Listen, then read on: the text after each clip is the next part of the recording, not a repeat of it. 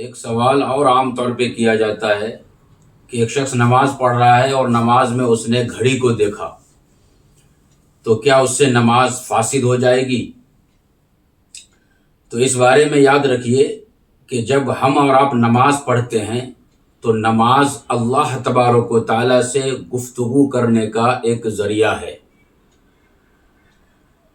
تو اگر ہم دوران نماز اگر گھڑی کو دیکھنے لگ جاتے ہیں تو اس کا مطلب یہ ہوا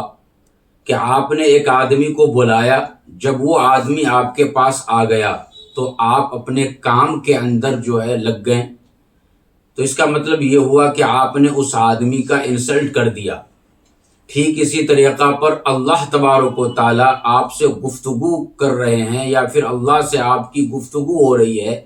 اور جب اللہ تبارک و تعالیٰ آپ کی طرف متوجہ ہے تو آپ اللہ سے توجہ ہٹا کر کے کسی اور طرف آپ اپنی توجہ کو دے رہے ہیں، جو صحیح نہیں ہے۔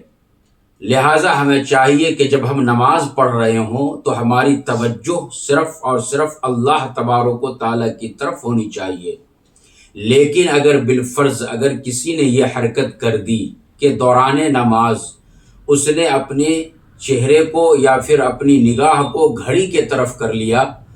تو فقہائے کرام نے اس کے بارے میں مسئلہ یہ بتلایا کہ اگر صرف گھڑی کے طرف دیکھا اور ٹائم بھی اس کو سمجھ میں آ گیا